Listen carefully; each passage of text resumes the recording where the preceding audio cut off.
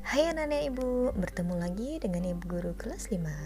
Assalamualaikum warahmatullahi wabarakatuh. Apa kabar anak ibu semuanya? Ibu harap kalian semua dalam keadaan sehat walafiat ya. Pada kesempatan kali ini kita akan belajar pada tema ke-7, yaitu peristiwa dalam kehidupan. Subtema ketiga, peristiwa mengisi kemerdekaan, dan kita sampai pada pembelajaran ketiga ya. Anak-anak ibu, sebelum kita mulai pembelajaran kita, jangan lupa untuk berdoa terlebih dahulu. Berdoa menurut agama dan kepercayaan kita masing-masing ya. Berdoa dimulai. Berdoa selesai. Anak-anak ibu, sebelum kita memasuki pembelajaran, ibu akan menyampaikan tujuan pembelajaran kita ya. Yang pertama, siswa dapat mengetahui peristiwa lahirnya Pancasila. Yang kedua, siswa dapat mengidentifikasi makna Pancasila dalam keragaman bangsa. Yang ketiga, siswa dapat mengidentifikasi upaya pelestarian budaya bangsa. Dan yang keempat, yaitu membuat undangan resmi. Anak-anak ibu, kemerdekaan dapat dilakukan dengan mengamalkan nilai-nilai Pancasila dalam kehidupan sehari-hari. Mengamalkan nilai-nilai luhur yang terkandung dalam Pancasila merupakan cara positif dalam mengisi kemerdekaan. Anak-anak ibu, tahukah kalian bagaimana sejarah lahirnya Pancasila? Untuk mengetahuinya, mari kita lanjutkan pembelajaran kita. Lahirnya Pancasila. Pancasila berasal dari bahasa Sanskerta, yaitu panca dan sila. Panca artinya 5 dan sila artinya dasar. Jadi Pancasila berarti 5 dasar atau 5 asas. Kitab Sutasomo karangan Empu Tantular, Pancasila berarti berbatu sandi yang 5 atau pelaksanaan kesusilaan yang 5. Lahirnya Pancasila sebagai dasar negara terjadi pada saat sidang BPUPKI atau Badan Penyelidik Usaha Persiapan Kemerdekaan Indonesia yang pertama. Anak-anak ibu, berikut ini usulan-usulan dasar negara yang disampaikan oleh 3 tokoh bangsa pada tanggal 29 Mei tahun 1945. Muhammad Yamin mengusulkan 5 dasar negara, yaitu pertama, pri kebangsaan, kedua, pri kemanusiaan, ketiga, pri ketuhanan, keempat, pri kerakyatan, dan yang kelima, kesejahteraan rakyat. Pada tanggal 31 Mei tahun 1945, Profesor Dr. Mr. Supomo dalam pidato singkatnya mengusulkan 5 asas.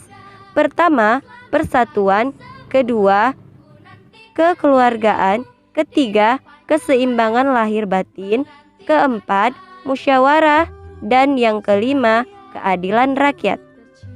Pada hari terakhir sidang BPUPKI tanggal 1 Juni tahun 1945, Insinyur Soekarno berpidato tanpa teks tentang calon rumusan dasar negara Republik Indonesia, yaitu pertama, kebangsaan Indonesia, yang kedua, internasionalisme atau pri kemanusiaan, tiga, mufakat atau demokrasi, keempat, kesejahteraan sosial, dan yang kelima, ketuhanan yang Maha Esa. Kemudian, untuk memberikan nama pada kelima dasar tersebut, diusulkan istilah Pancasila tanggal 1 Juni tahun 1945 dianggap sebagai hari lahirnya Pancasila sebagai dasar negara. Anak-anak ibu, pada tanggal 18 Agustus tahun 1945 disahkan Undang-Undang Dasar 1945 pada sidang Panitia Persiapan Kemerdekaan Indonesia atau PPKI. termasuk pembukaan Undang-Undang Dasar 1945.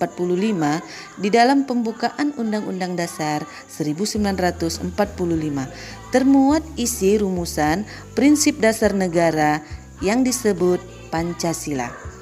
Tepatnya pada alinea keempat yang berbunyi sebagai berikut.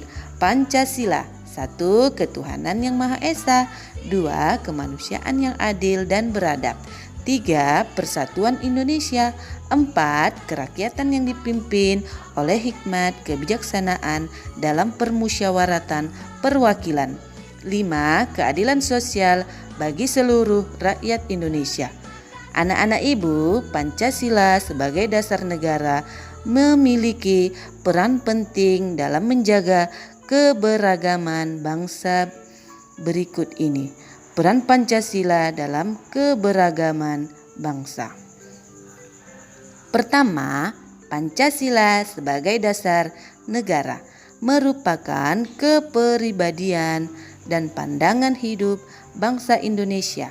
Maka nilai-nilai luhur yang terkandung di dalamnya harus dipahami dan diamalkan oleh setiap warga negara Indonesia. Kedua, kita memiliki dasar yang kuat sehingga akan bisa menentukan sikap dan perilaku dalam menghadapi perubahan-perubahan yang terjadi. Dengan demikian, kita tidak akan kehilangan kepribadian sebagai bangsa. Ketiga, Pancasila merupakan ukuran dan pedoman nilai dan norma untuk menerima atau menolak pengaruh globalisasi dan perkembangan iptek. Pancasila merupakan pandangan hidup yang telah menyatu di dalam kebudayaan bangsa Indonesia.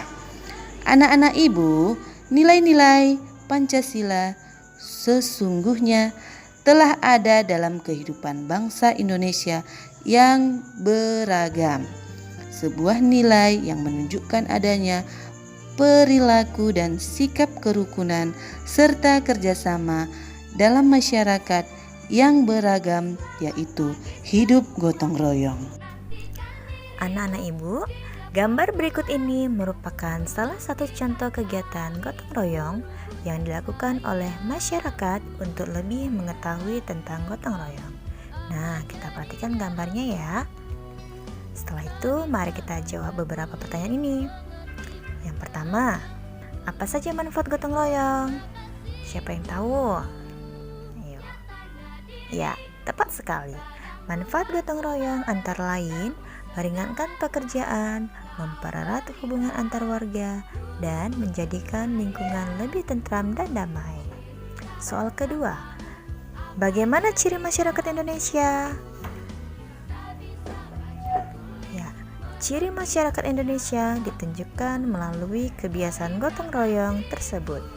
Gotong royong mencirikan bangsa Indonesia yang menjunjung persatuan. Soal ketiga, nilai-nilai Pancasila apa sajakah yang nyata? Ayo. Nah, di dalam gotong royong tersebut, nilai Pancasila yang ditunjukkan oleh gotong royong antara lain persatuan dan kesatuan Indonesia, kerjasama, kekeluargaan, tolong menolong, dan peduli dengan sesama.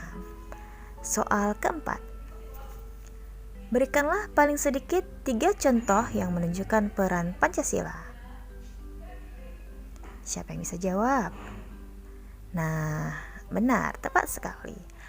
Dalam membina keutuhan bangsa Indonesia yang memiliki keragaman budaya, yang pertama, Pancasila sebagai alat pemersatu bangsa.